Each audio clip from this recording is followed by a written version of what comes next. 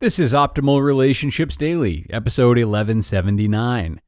Take good care of yourself this season with my 12 Ways of Christmas and Radical Forgiveness, both by Rosalyn Palmer of rosalynpalmer.com. Hello, everybody. Greg Audino here, your host and narrator. Hoping you're all well today, and I hope the holiday season is bringing feelings of joy more than anything. That's not always the case, though, which is why I've got a post for you that is all about self-care during the holiday season, courtesy of Rosalyn Palmer, who we haven't heard from in a while. And since it is that time of year to give, I'm also bringing you a second post from Rosalyn today about radical forgiveness. That's right, we got two shorter posts back-to-back, which we do from time to time. That means there's a lot to get through, though. So let's start off now with her Christmas post and optimize your life. Take good care of yourself this season with my 12 Ways of Christmas by Rosalyn Palmer of rosalynpalmer.com. I love Christmas. Yet there have been times, including the year my mother died, after my husband and I separated, and when I was ill, when Christmas felt a little less like It's a Wonderful Life and more like a time to endure. Shops filled with decorations and jolly music left me wondering if I could be bothered to put up a tree, let alone join in with the cheer. Our greatest need is for connection. We're also hardwired to seek out the familiar and avoid the unfamiliar. So, find yourself alone, bereaved or unwell, and memories of connected Christmases cut deep. The loss of what was familiar, such as shopping and cooking for loved ones, and the unfamiliarity of a new situation can feel daunting. Feelings of separation can create an inner dialogue of, is this it for me now? That is coupled with a nostalgic yearning for what has been lost. This tiring mind chatter can repress you and suppress your immune system, already depleted at a time of year when we lack sunshine. This is when disease steps in. So, here are my 12 ways of Christmas to help counter it. Number 1. Put yourself at the top of your gift list. Give yourself love, care, and nurture. 2. Christmas-proof your body from the inside out with supplements including live bacteria probiotics, digestive enzymes, and omega-3. 3. Rest, and before you go to sleep, remind yourself of all your positive qualities and little wins you had that day. 4. Have fun, whatever works for you. I love to go bowling to just forget about everything else. Dance, sing. 5. Start a gratitude journal. On a bad day, simply writing, "I'm grateful for seeing a robin in the garden today," is good enough. 6. Stop depressing yourself by watching repressive things like the news. Be informed by catching up weekly via Have I Got News for You or similar. 7. Learn to let go, especially of perfection. 7 out of 10 is good enough. Perfect people in magazines are airbrushed.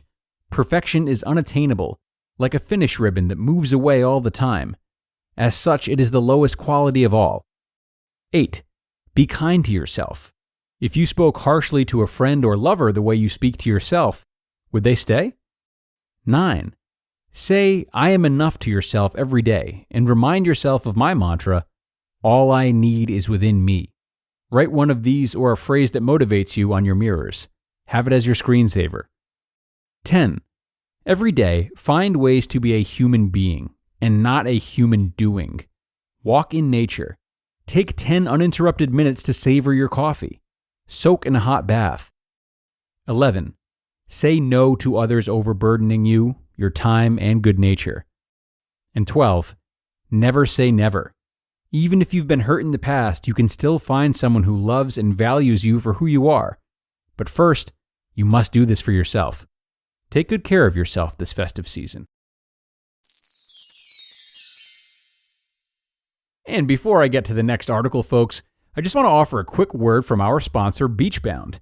So BeachBound is an online travel agency with expertise in worldwide beach vacations and experiences. They're a one-stop travel shop that is redefining travel, as customers can book worldwide beach vacations including flights, hotels, transfers, and excursions all in one place. And they're committed to creating unique getaways for their customers' desires, because in life we're all bound for different things. With BeachBound.com vacations, you could be bound for adventure, bound for passion, bound for discovery, or bound for togetherness, bound for immersion, bound for rejuvenation, or maybe bound for encountering the unexpected. Personally, when I'm at a beach resort, I'm bound to end up at the poolside bar or maybe creating my own taco flight, only once I've hit my daily quota for cannonballs, that is. So that's just me. But with BeachBound.com, you can find the perfect beach vacation for you, no matter what you're looking for. So visit BeachBound.com to book your next beach vacation. What are you bound for? Radical Forgiveness by Rosalyn Palmer of RosalynPalmer.com. Until it ended earlier this year with an arguably weak final season, Game of Thrones was my guilty pleasure for TV viewing. As the various houses, families, and tribes fight each other to win control of the Seven Kingdoms, there is not much mercy shown to one's enemies. They are like the mafia in the belief that revenge is a dish best eaten cold, with a long-handled spoon. The trouble is that no spoon is long enough to erase an act of revenge from your heart. Hardly a day goes by when I don't see the terrible price people pay for not letting go of past hurts.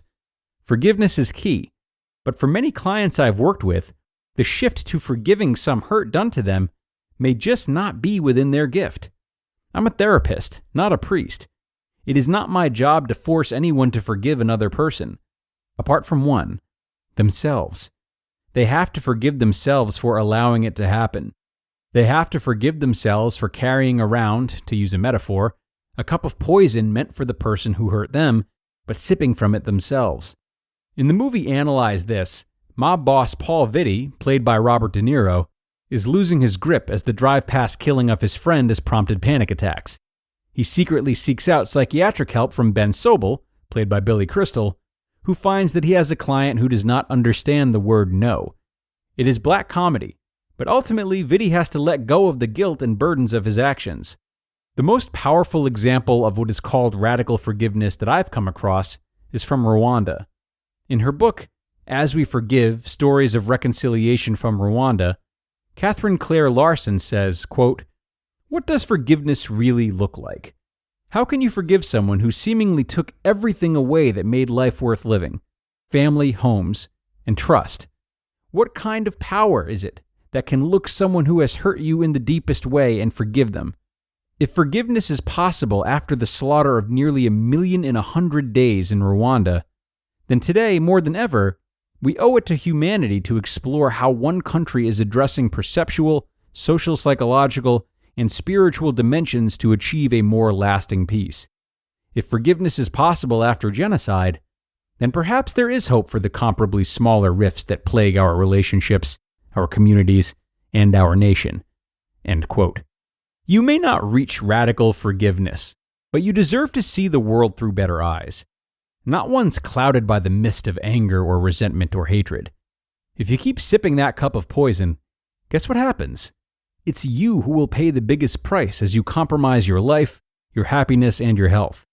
It may take intervention and guidance from a third party, a therapist or other, to enable you to let go, but that is the goal, as you deserve peace of mind and to reclaim your joy.